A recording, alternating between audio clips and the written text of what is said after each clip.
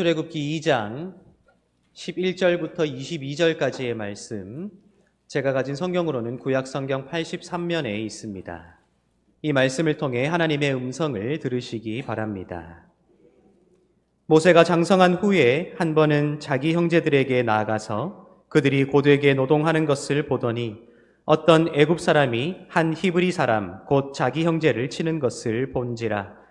좌우를 살펴 사람이 없음을 보고 그 애굽 사람을 쳐 죽여 모래 속에 감추니라. 이튿날 다시 나가니 두 히브리 사람이 서로 싸우는지라. 그 잘못한 사람에게 이르되 내가 어찌하여 동포를 치느냐 하매 그가 이르되 누가 너를 우리를 다스리는 자와 재판관으로 삼았느냐. 내가 애굽 사람을 죽인 것처럼 나도 죽이려느냐.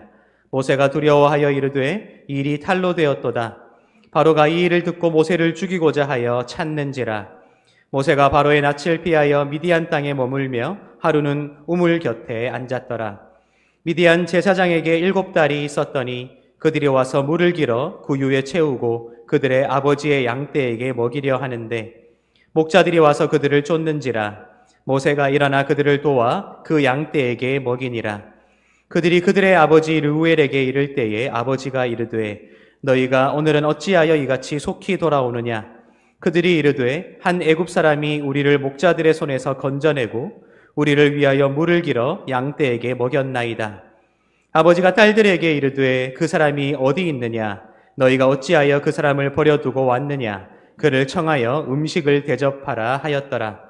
모세가 그와 동거하기를 기뻐하매 그가 그의 딸 십보라를 모세에게 주었더니 그가 아들을 낳음에 모세가 그의 이름을 게르솜이라 하여 이르되 내가 타국에서 나그네가 되었음이라 하였더라. 이제 앞에 좌우에 계신 분들에게 하나님이 당신을 예배자로 부르셨습니다. 한번 인사하겠습니다. 하나님이 여러분을 예배자로 부르셨습니다. 다시 한번 인사하실 때에 이 예배를 통해 꼭 하나님을 만납시다. 인사하겠습니다. 이 예배를 통해 꼭 하나님을 만납시다. 지금 우리가 이 자리에 앉아 있는 것도 하나님의 부르심의 결과라는 사실을 믿으시는지요?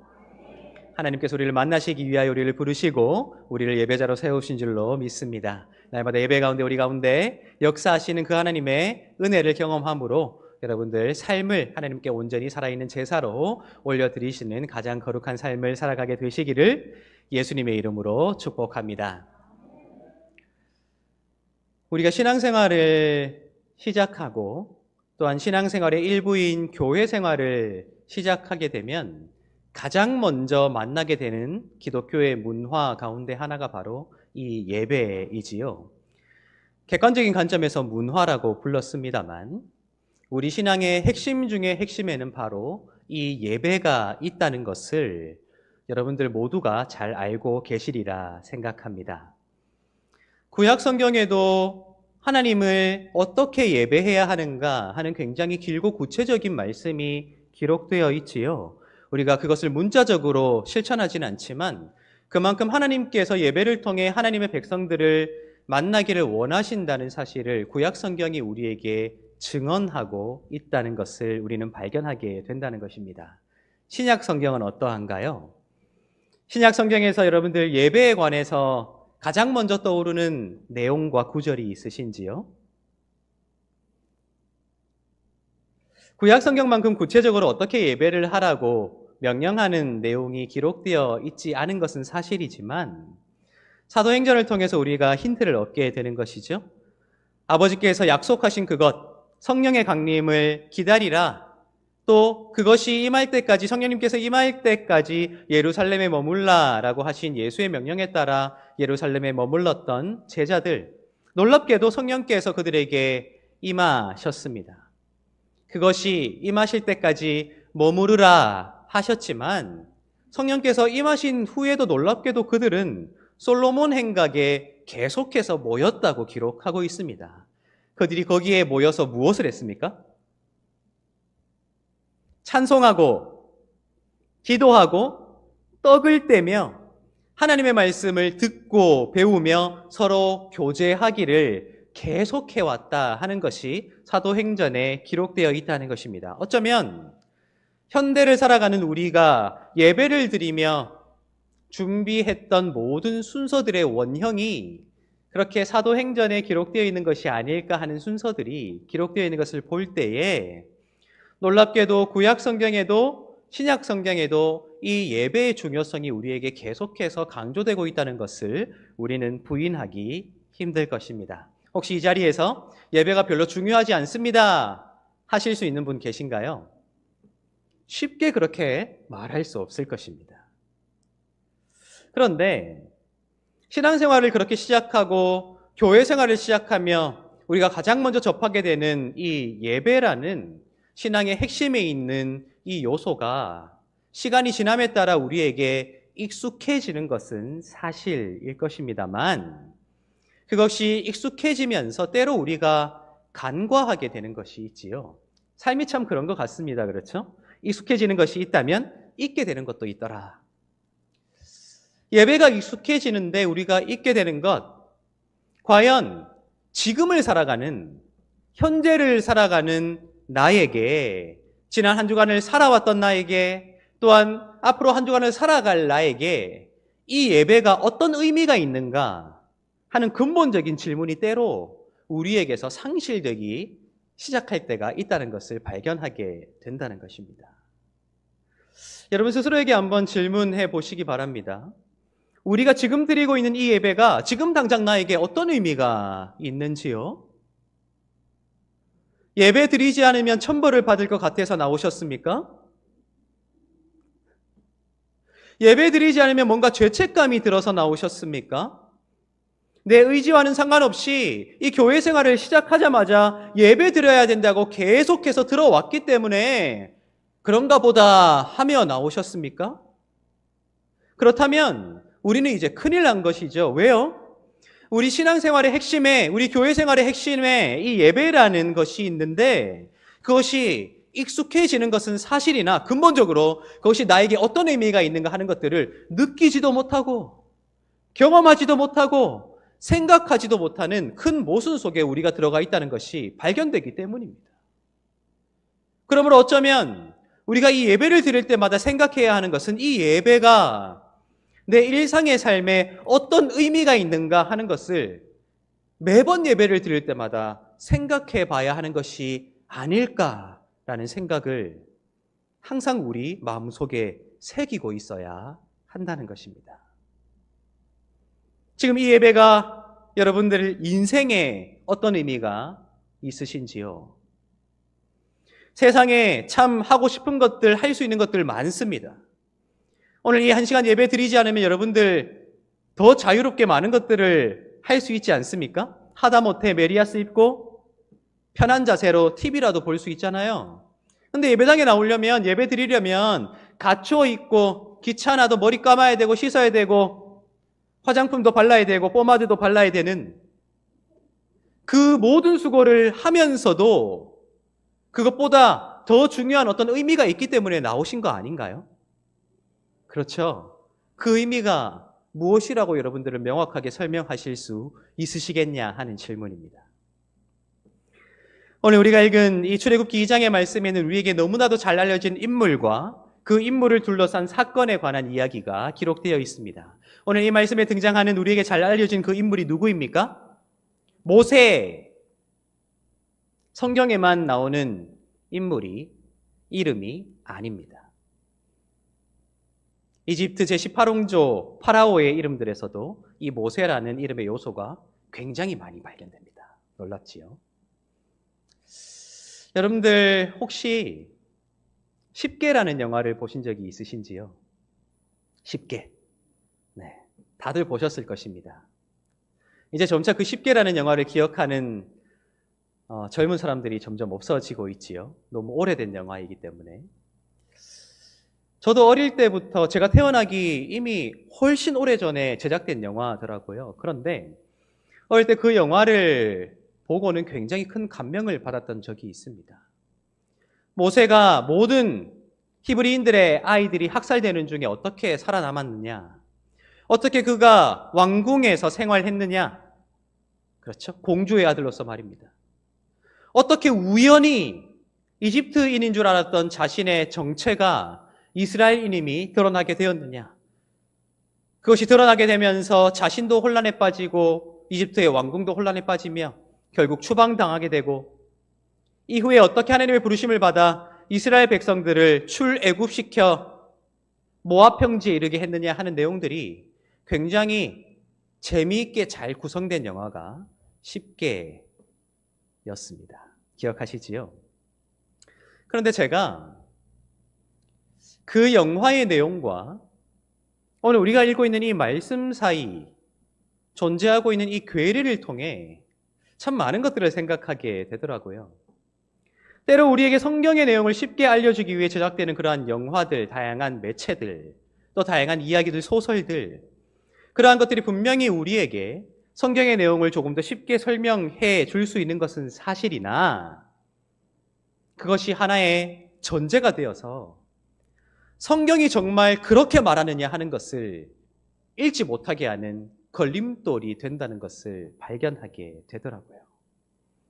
왕자로서 자신은 이집트인이라 생각하며 살아왔는데 우연히 그 정체가 드러나게 되어 혼란을 겪었던 모세에 관한 이야기가 성경에는 기록되어 있지 않다는 거예요. 놀랍게도 우리가 오늘 읽은 이 출애굽기 2장의 말씀에는 처음부터 끝까지 모세도 히브리인들도 이집트인들도 모두 모세가 이집트 본토인이 아니었다는 사실을 알고 있었다는 내용으로 채워져 있기 때문입니다. 우리 오늘 11절과 12절을 다시 한번 읽어보도록 하겠습니다. 11절과 12절입니다. 모세가 장성한 후에 한 번은 자기 형제들에게 나아가서 그들이 고되게 노동하는 것을 보더니 어떤 애굽 사람이 한 히브리 사람 곧 자기 형제를 치는 것을 본지라. 좌우를 살펴 사람이 없음을 보고 그 애굽 사람을 쳐 죽여 모래 속에 감추니라. 아멘. 여러분 지금 이 단어의 나열을 한번 잘 보시기 바랍니다. 어떤 사람을 수식하는 단어와 또 다른 사람들을 수식하는 단어가 병렬되고 있거든요. 잘 보시기 바랍니다. 모세가 장성한 후에 한 번은 누구에게 나아갔다고 말하고 있습니까? 자기 형제들입니다. 형제들에게 나아가서 그들이 고되게 노동하는 것을 보았대요. 그런데 고되게 노동하는데 어떤 애굽 사람이 한 히브리 사람, 그 중에서도 자기 형제를 치는 것을 보았다고 합니다. 여러분 여기서 말하는 히브리 사람은요, 한 민족을 가리키는 말이 아니에요. 그 당시 사회 변방에 있었던 소수자들을 일컫는 말들이 히브리 사람이었다라는 거예요. 히브리인들. 그 중에 한 무리가 이스라엘인들이었다 하는 것이에요.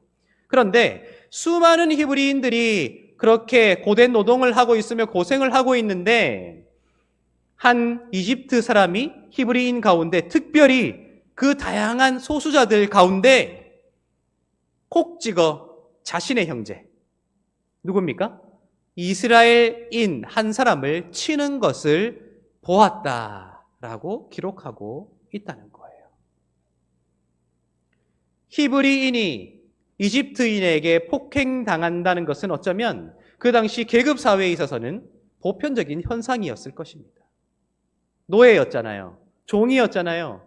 그 계급 사회 속에서 히브리 노예를 이집트 관리가 자기 마음대로 처리하는 것은 그의 권한에 속한 일이었기 때문입니다. 그런데 모세가 분노했단 말이죠. 분노해서 오히려 그 이집트인을 죽여버렸단 말입니다. 그의 형제를 보러 나아갔다. 다양한 히브리인들 가운데 그의 형제를 특정해낼 수 있었다. 무슨 말일까요? 자신의 정체를 알고 있었다는 거예요. 자신의 정체를 알기에 애굽 사람이 히브리인, 특히 자신의 형제를 치는 것을 보고 분노할 수밖에 없었던, 이미 자신의 정체를 알고 있었던 모세가 오늘 이 말씀에 그려지고 있다는 거예요. 그런데 모세의 정체를 알고 있었던 것은 모세의 범위를 이제 넘어섭니다. 우리 13절, 14절을 한번 읽어보도록 하겠습니다. 13절, 14절입니다. 이튿날 다시 나가니 두 히브리 사람이 서로 싸우는지라. 그 잘못한 사람에게 이르되 내가 어찌하여 동포를 치느냐 하매 그가 이르되 누가 너를 우리를 다스리는 자와 재판관으로 삼았느냐? 내가 애굽 사람을 죽인 것처럼 나도 죽이려느냐?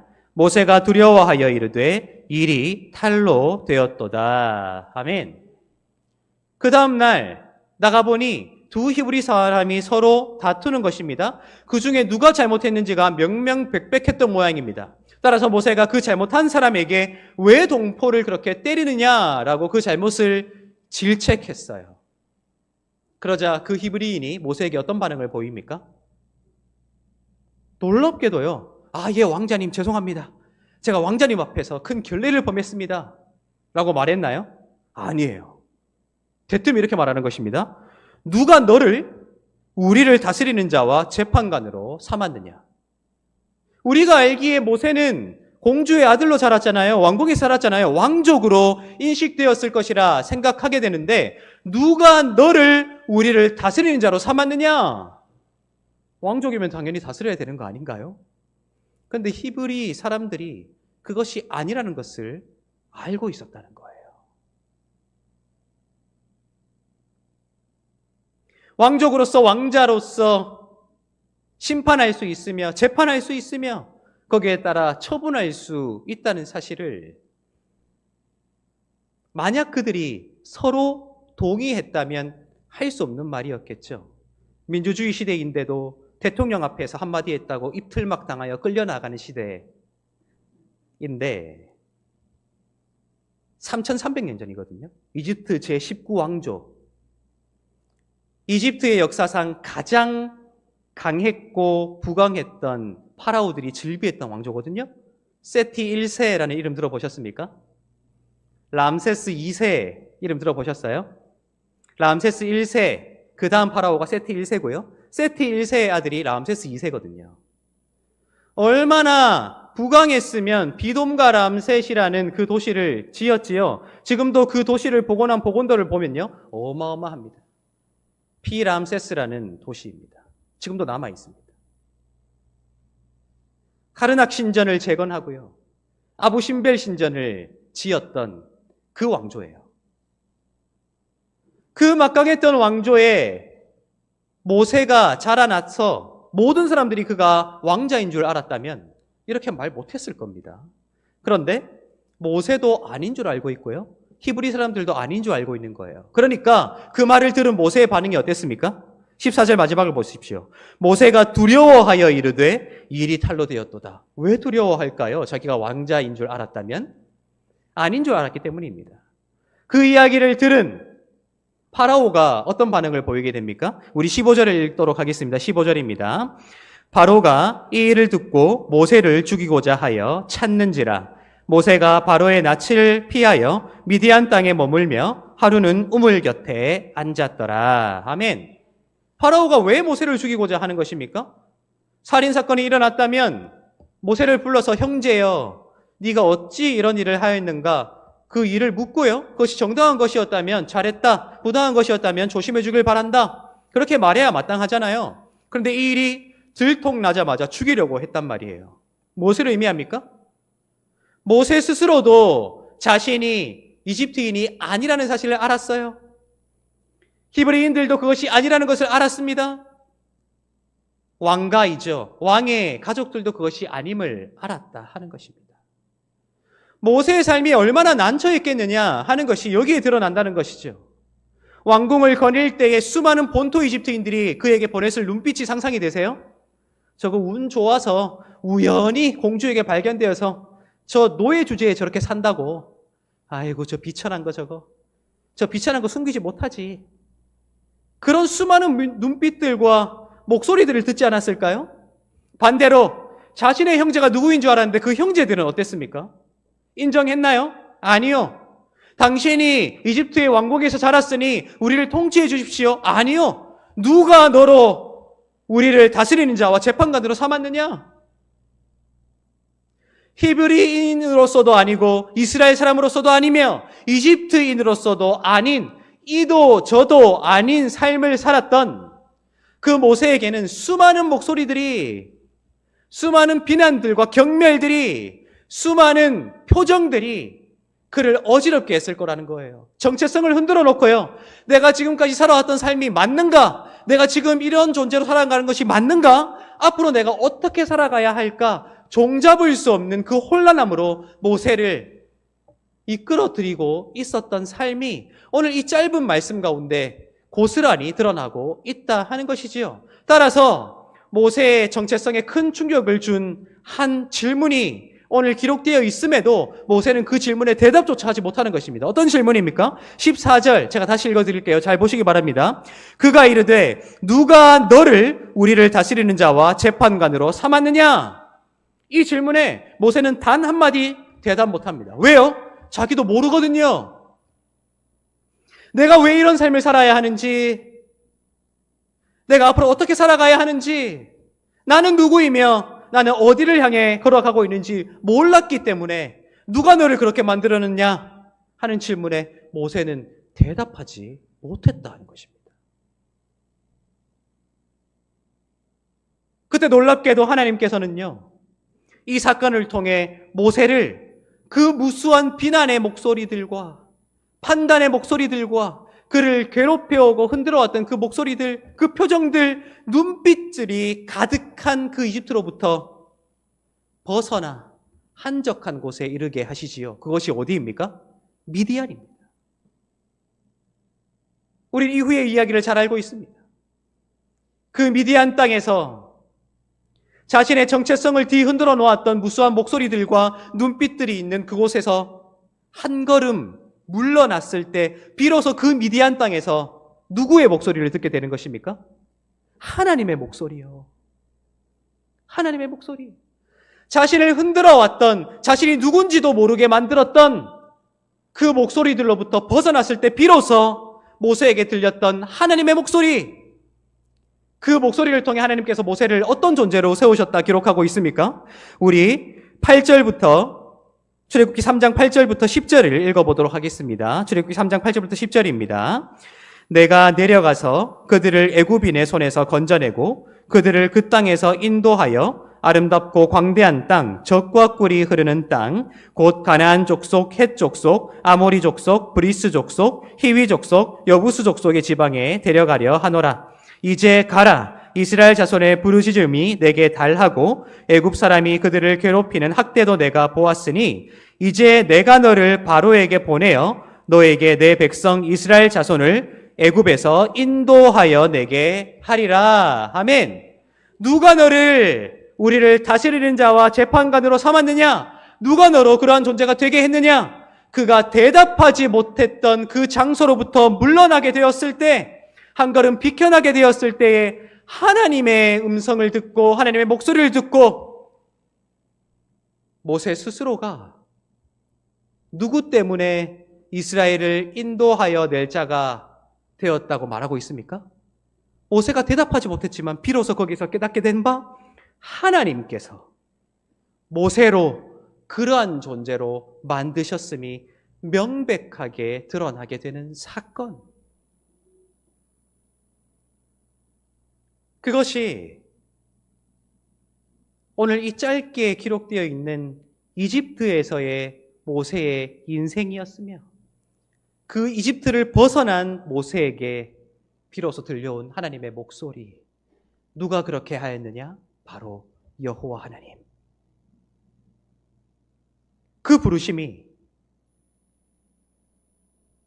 그 사건의 광경이 오늘 이 말씀에 기록되어 우리에게 전해지고 있다 하는 것입니다. 여러분, 저는 처음에 여러분들에게 질문 드렸지요. 예배가 중요한 것은 알고 있어요. 예배를 드려야 한다? 맞아요. 예배에 익숙해지지요. 그러나 이 예배가 우리에게 어떤 의미가 있느냐 여러분들에게 질문 드렸습니다. 다시 질문 드립니다. 여러분들, 이 예배가 여러분들에게 어떤 의미가 있으십니까? 왜 예배를 드리세요? 예배를 통해 무엇을 깨닫고 싶으세요? 저는 바로 예배가 오늘 이 말씀에 기록되어 있는 모세가 상징하는 바 우리의 삶에 어떤 역할을 하고 있는가 하는 것이 이 말씀을 통해 우리에게 여실히 드러난다 생각했습니다. 여러분, 세상에 나아가 보십시오. 수많은 목소리들이 들립니다. 그렇죠? 너 그렇게 살면 안 된다. 너 그렇게 살아야 한다.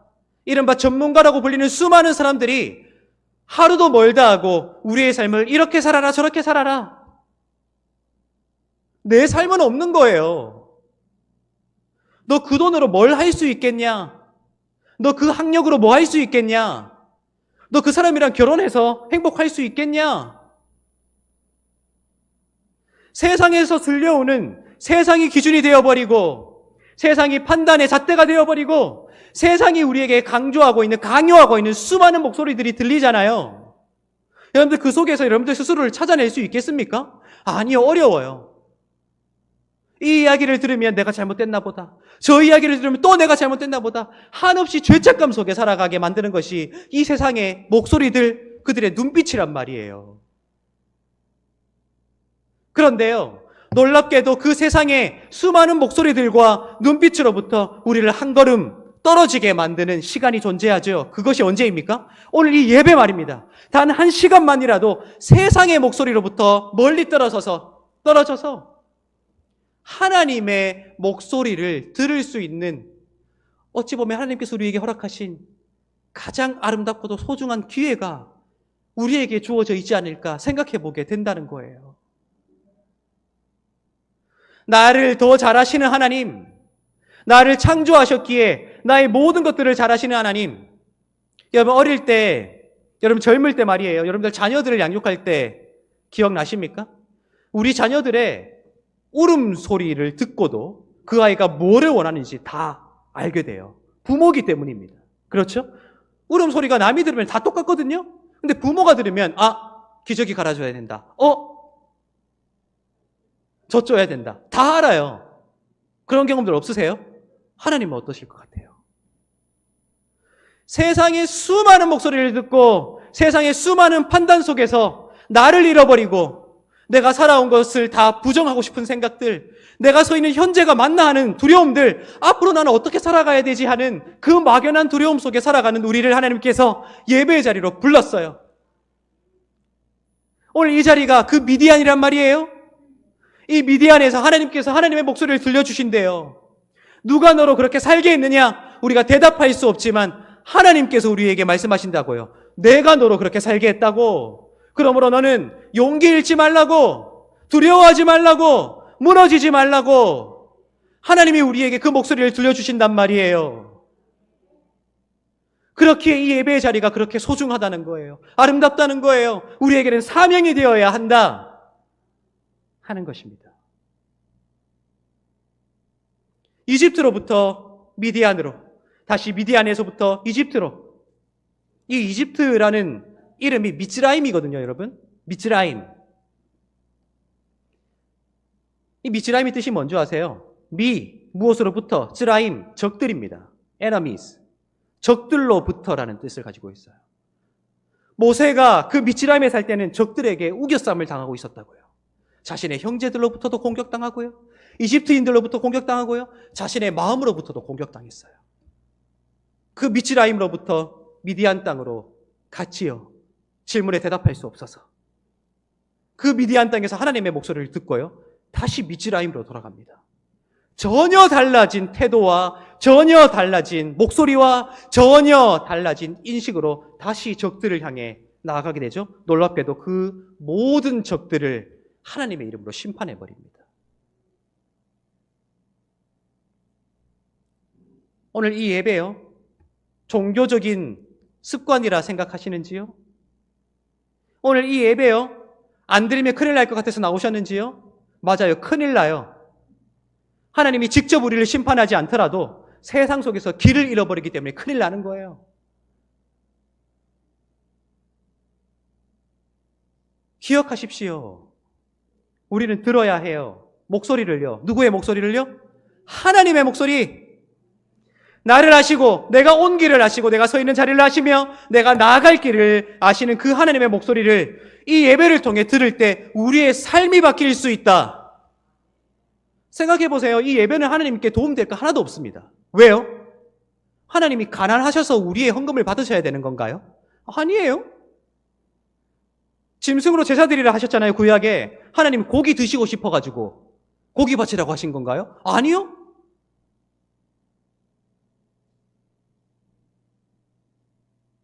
모든 것들을 지으셨기에 다 하나님 거거든요. 그런데 하나님이 우리에게 예배를 명령하신 이유가 무엇 때문이겠습니까? 철저히 저와 여러분들을 위한 거라는 거예요. 오라고, 대화하자고, 그 목소리를 통해 우리를 깨달으라고, 그래서 세상 속에 길 잃어버리지 아니하고 세상에 발을 딛고 살아가는, 세상이 감당치 못할 자로 살아가라고 우리를 부르신다 하는 것입니다. 여러분, 이 예배의 자리를 목숨 걸고 지키십시오. 이 예배에 사명을 다해, 힘을 다해 나오십시오. 목사에게 보이기 위해서 나오는 것이 아니에요. 잠깐 멈춰설 시간이 필요한 거예요. 하나님 앞에서 말입니다. 하나님 앞에서 나를 발견하고 나를 잘 아시는 하나님께서 나를 세우신 그 목적을 알고 다시 그것을 아는 자로 세상에 나아가 세상을 이겨내잔 말이에요.